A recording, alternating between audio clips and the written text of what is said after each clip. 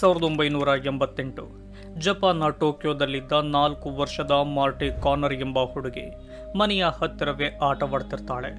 ಆಟವಾಡಿಕೊಂಡು ಮನೆಯಿಂದ ಸ್ವಲ್ಪ ದೂರ ಬಂದ ಕೂಡಲೇ ಆ ಹುಡುಗಿಯ ಬಳಿ ತುಂಬಾ ವಿಚಿತ್ರವಾದ ವ್ಯಕ್ತಿ ಬರ್ತಾನೆ. ಆತನ ಒಂದು ಕೈ ವಿರೂಪವಾಗಿದ್ದು ಅವನ ಅಂಗೈಯನ್ನು ಬೆಂಡ್ ಮಾಡಲು ಅವನಿಂದ ಆಗುತ್ತಿರಲ್ಲ. ಅವನ ಆ ಕೈಯನ್ನು ನೋಡಿದ ಆ ಹುಡುಗಿ ತುಂಬಾ ಭಯಪಡ್ತಾಳೆ. ಆಗ ಆಕೆ ಅಲ್ಲಿಂದ ಹೋಗಲು ನೋಡಿದ ಕೂಡಲೇ ಯಾರಿಗೂ ಗೊತ್ತಾಗದಂತೆ ಅವಳ ಬಾಯನ್ನು ಮುಚ್ಚಿ ತನ್ನ ಕಾರ್ನ ಒಳಗೆ ಎಳೆದುಕೊಂಡು ಹೋಗ್ತಾನೆ. ನಂತರ ಅವಳ ಕತ್ತನ್ನು ಹಿಸುಕಿ ಕೊಂದು ಹಾಕ್ತಾನೆ. ನಂತರ ನಡೆಯೋದು ನಾನು ಹೇಳಲು ಕೂಡ ಆಗದ ಕೆಲಸ. ಮುಂದಿನ ದಿನಗಳಲ್ಲಿ ಇದೇ ರೀತಿಯ 3-4 ಭಯಾನಕ ಕೇಸ್ಗಳು ರಿಪೋರ್ಟ್ ಆಗಲು ಶುರುವಾಗುತ್ತೆ. ಆಗ ಪೊಲೀಸರಿಗೆ ಗೊತ್ತಾಗುವುದೇನೆಂದರೆ ಜಪಾನ್ನಲ್ಲಿ ಒಬ್ಬ ಸೀರಿಯಲ್ ಸೈಕೋ ಕಿಲ್ಲರ್ ಹುಟ್ಟಿಕೊಂಡಿದ್ದಾನೆ ಎಂದು. ಅವನ ಹೆಸರೇ ಝುಟೋಮು ಮಿಯಾಜಾಕಿ. ಸ್ನೇಹಿತರೆ, ಈ ದಿನ ನಾವು ತಿಳಿದುಕೊಳ್ಳುತ್ತಿರೋ ಕೇಸ್ ಜಪಾನ್ನ ಇತಿಹಾಸದಲ್ಲಿಯೇ ಅತಿ ಭಯಾನಕವಾದ ಕ್ರೈಮ್ ಆಗಿದೆ.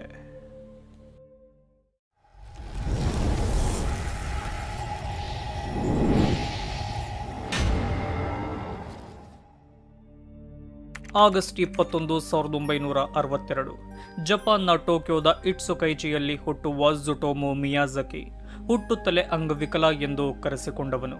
ಅದಕ್ಕೆ ಕಾರಣವೇ ಅವನ ಬೆಂಡಾಗದ ತುಂಬಾ ವಿಚಿತ್ರವಾದ ಕೈ. ಇದನ್ನು ನೋಡಿದ ಅವನ ಮನೆಯವರೇ ಹೇಳುವುದೇನೆಂದರೆ ಮಿಯಾಜಾಕಿ ಹುಟ್ಟುತ್ತಲೇ ಅಸಮರ್ಥ ಎಂದು.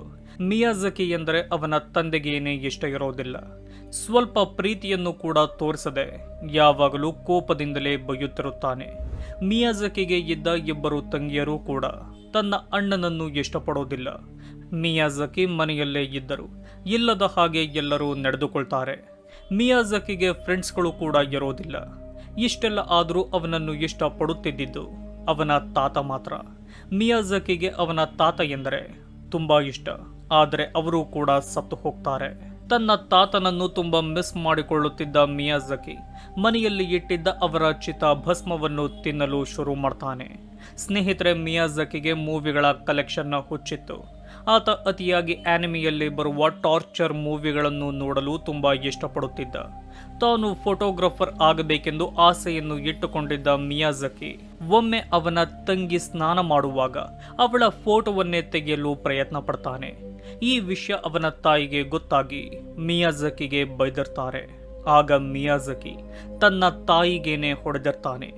ಆಗಿನಿಂದ ಆತ ಎಲ್ಲರಿಗೂ ಹೊಡೆಯೋ ವ್ಯಕ್ತಿತ್ವವನ್ನು ಬೆಳೆಸಿಕೊಳ್ತಾನೆ. ಮಿಯಾಜಾಕಿಗೆ 22 ವರ್ಷವಾದ ನಂತರ ಅತಿ ಹೆಚ್ಚಾಗಿ ಅಡಲ್ಟ್ ಮೂವಿಗಳನ್ನು ಹಾಗೂ ಜನರನ್ನು ಟಾರ್ಚರ್ ಕೊಟ್ಟು ಕೊಲ್ಲುವಂತಹ ರಿಯಲ್ ವಿಡಿಯೋಗಳ ಮೇಲೆ ಇಂಟ್ರೆಸ್ಟ್ ಹೆಚ್ಚಾಗುತ್ತೆ. ಒಂದು ದಿನ ಅಂದರೆ 1988ರಲ್ಲಿ ಮಾರ್ಟಿ ಕಾನರ್ ಎಂಬ 4 ವರ್ಷದ ಹುಡುಗಿಯನ್ನು ತನ್ನ ಬ್ಲ್ಯಾಕ್ ಕಾರ್ನಲ್ಲಿ ಕಿಡ್ನಾಪ್ ಮಾಡ್ತಾನೆ. ಕಿಡ್ನಾಪ್ ಮಾಡಿದ ಕೂಡಲೇ ಕತ್ತು ಹಿಸುಕಿ ಕೊಲ್ಲುವ ಮಿಯಾಜಾಕಿ ಚಿಕ್ಕ ಹುಡುಗಿಯೆಂದು ನೋಡದೆ ಆಕೆಯನ್ನು ಅತ್ಯಾಚಾರ ಮಾಡ್ತಾನೆ. ಅದು ಕೂಡ ಆ ಹುಡುಗಿ ಸತ್ತ ಮೇಲೆ.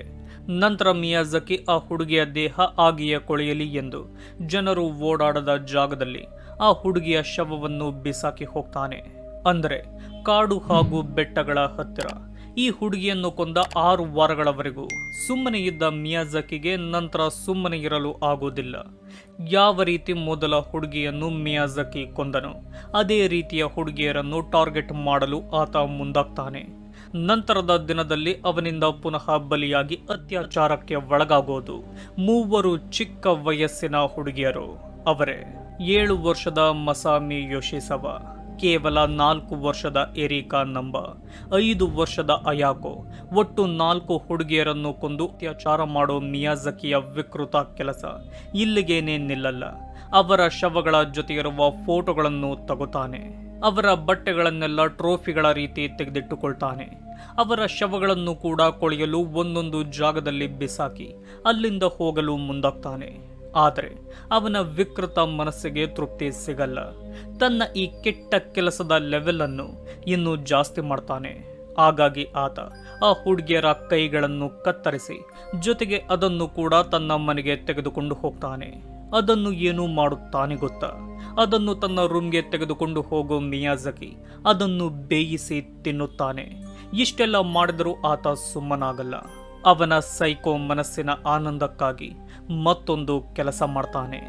ಅದೇನೆಂದರೆ ಕಾಣೆಯಾದ ಹುಡುಗಿಯರ ಮನೆಯವರಿಗೂ ಮೆಂಟಲಿ ಟಾರ್ಚರ್ ಮಾಡೋದು.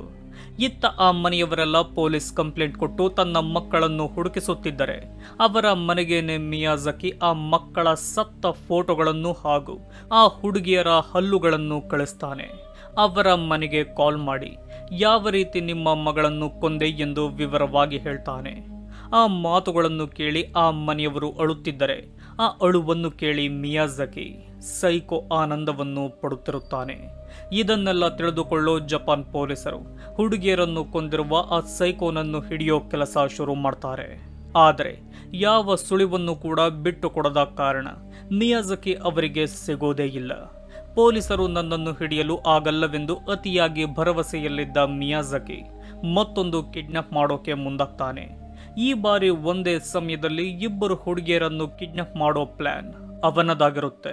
ಹಾಗಾಗಿ ಆತ ಸಮಯ ನೋಡಿಕೊಂಡು ಚಿಕ್ಕ ಹುಡುಗಿಯರಾದ ಅಕ್ಕ ತಂಗಿಯರನ್ನು ಒಂದೇ ಬಾರಿಗೆ ಕಿಡ್ನಾಪ್ ಮಾಡಲು ಪ್ರಯತ್ನ ಪಡ್ತಾನೆ. ಆದರೆ ಆ ಪ್ಲಾನ್ ಸರಿಯಾಗಿ ವರ್ಕ್ ಆಗಲ್ಲ. ಅವನ ಕೈಗೆ ತಂಗಿ ಸಿಗುತ್ತಾಳು ಹೊರತು ಅಕ್ಕ ಸಿಗಲ್ಲ. ಆಗ ಆ ಹುಡುಗಿ ಜೋರಾಗಿ ಕಿರುಚಾಡುತ್ತಾ ಜನರನ್ನು ಸೇರಿಸ್ತಾಳೆ. ಅವರಿಗೂ ಕೂಡ ಮಿಯಾಜಾಕಿ ಹುಡುಗಿಯನ್ನು ಎಳೆದುಕೊಂಡು ಹೋಗುತ್ತಿರುವುದು ಕಾಣುತ್ತೆ. ಆಗ ಮಿಯಾಜಾಕಿ ಗಾಬರಿಯಾಗಿ ಅಲ್ಲಿಂದ ಹೋಗಲು ಪ್ರಯತ್ನ ಪಡ್ತಾನೆ. ಕಾರ್ನಲ್ಲಿ ಹೋಗಲು ಸಾಧ್ಯವಾಗದ ಕಾರಣ ಅಲ್ಲಿದ್ದ ಪಾರ್ಕ್ ಬಳಿ ಓಡೋಗ್ತಾನೆ. ಆದರೆ ಅವನು ಜನರಿಂದ ತಪ್ಪಿಸಿಕೊಳ್ಳಲು ಆಗಲ್ಲ. ಅವನನ್ನು ಹಿಡಿದು ಪೊಲೀಸರನ್ನು ಕರೆಸ್ತಾರೆ. ಆಗ ಬರೋ ಪೊಲೀಸರು ಮಿಯಾಜಾಕಿಯನ್ನು ಅರೆಸ್ಟ್ ಮಾಡಿ ಕರೆದುಕೊಂಡು ಹೋಗೋದು ಪೊಲೀಸ್ ಸ್ಟೇಷನ್ಗಲ್ಲ, ನೇರವಾಗಿ ಅವನ ಮನೆಗೆ. ಏಕೆಂದರೆ ಕಾಣೆಯಾಗಿದ್ದ ಆ 4 ಹುಡುಗಿಯರನ್ನು ಕೊಂದಿದ್ದು ಇವನೇ ಎಂಬ ಅನುಮಾನ ಅವರಿಗೆ ಬಂದಿರುತ್ತೆ. ಆಗ ಅವರಿಗೆ ಮಿಯಾಜಾಕಿ ರೂಮ್ನಲ್ಲಿ 6,000ಕ್ಕಿಂತ ಹೆಚ್ಚು ವಿಡಿಯೋ ಟೇಪ್ಗಳು ಕಾಣುತ್ತೆ. ಅದರಲ್ಲಿ ಚಿಕ್ಕ ಹುಡುಗಿಯರ ಮೇಲೆ ಮಾಡಿರೋ ಕೆಟ್ಟ ವಿಡಿಯೋ ಟೇಪ್ಗಳು ಕೂಡ ಪೊಲೀಸರಿಗೆ ಸಿಗುತ್ತೆ. ಇವಷ್ಟೇ ಅಲ್ಲ, ಕಾಣೆಯಾಗಿದ್ದ ಹುಡುಗಿಯರ ಬಟ್ಟೆಗಳು ಕೂಡ ಒಂದು ಸೀಕ್ರೆಟ್ ಜಾಗದಲ್ಲಿ ಪತ್ತೆಯಾಗುತ್ತೆ. ಅದೇ ಜಾಗದಲ್ಲಿ ಪೊಲೀಸರಿಗೆ ಅಗಿದ ರೀತಿಯಲ್ಲಿರುವ ಮೂಳೆಗಳು ಕಾಣುತ್ತೆ. ಇದೇನೆಂದು ಕೇಳಿದಾಗ ಗೊತ್ತಾಗುತ್ತೆ ಇದು ಆ ಹುಡುಗಿಯರ ಕೈಯೆಂದು. ಅಂದರೆ ಮಿಯಾಜಾಕಿ ಕೇವಲ ಕಿಡ್ನಾಪರ್, ಮರ್ಡರರ್ ಹಾಗೂ ರೇಪಿಸ್ಟ್ ಅಲ್ಲ, ಅದರ ಜೊತೆಗೆ ಈತ ನರಭಕ್ಷಕ ಎಂದು ಪೊಲೀಸರಿಗೆ ಗೊತ್ತಾಗುತ್ತೆ. ನಂತರ ಮಿಯಾಜಾಕಿಯನ್ನು ಕೋರ್ಟ್ಗೆ ಒಪ್ಪಿಸ್ತಾರೆ. ಇಷ್ಟೆಲ್ಲ ಆಗಿದ್ದರೂ ಎಲ್ಲ ರೀತಿಯ ಸಾಕ್ಷಿ ಸಿಕ್ಕಿದ್ದರೂ ಮಿಯಾಜಾಕಿಯ ಪರವಾಗಿ ಲಾಯರ್ ವಾದ ಮಾಡ್ತಾನೆ. ಮಿಯಾಜಾಕಿ ಒಬ್ಬ ಅಂಗವಿಕಲ, ಮಾನಸಿಕ ಅಸ್ವಸ್ಥ. ಜಪಾನ್ನ ಕಾನೂನು ಪ್ರಕಾರ ಮಾನಸಿಕ ಅಸ್ವಸ್ಥನಿಗೆ ಶಿಕ್ಷೆಯಾಗಬಾರದೆಂದು ಆ ವಾದವಿರುತ್ತೆ. ಆದರೆ ಮಿಯಾಜಾಕಿ ಮಾಡಿದ್ದ ತಪ್ಪುಗಳು 1-2 ಆಗಿರೋದಿಲ್ಲ. ಅವುಗಳು ಕ್ಷಮಿಸಲು ಕೂಡ ಆಗದ ತಪ್ಪುಗಳಾಗಿರುತ್ತೆ. ಎಷ್ಟೋ ವಿಷಯಗಳನ್ನು ಹೇಳಲು ಕೂಡ ಆಗದ ರೀತಿ ಮಿಯಾಜಾಕಿ ತಪ್ಪುಗಳನ್ನು ಮಾಡಿರ್ತಾನೆ. ಜಪಾನ್ನ ಇತಿಹಾಸದಲ್ಲಿಯೇ ಈ ಕ್ರೈಮ್ನ ರೀತಿ ಯಾವುದೇ ಕ್ರೈಮ್ಗಳು ನಡೆದಿರೋದಿಲ್ಲ. ಅತಿ ಭಯಾನಕವಾದ ಕೇಸ್ಗಳಲ್ಲಿ ಇದು ಕೂಡ ಒಂದು ಎಂದು ಹೇಳಲಾಗುತ್ತೆ. ಹಾಗಾಗಿ ಕೇವಲ ಒಂದೇ ವರ್ಷದಲ್ಲಿ 4 ಕೊಲೆಗಳನ್ನು ಭೀಕರವಾಗಿ ಮಾಡಿ, ಹಾಗೆಯೇ ಅತ್ಯಾಚಾರ ಮಾಡಿ ನಂತರ ಅವರ ಮಾಂಸವನ್ನೇ ತಿಂದಿದ್ದ ಸೈಕೋ ಮಿಯಾಜಾಕಿಗೆ ಮರಣ ದಂಡನೆಯ ಶಿಕ್ಷೆಯಾಗುತ್ತೆ.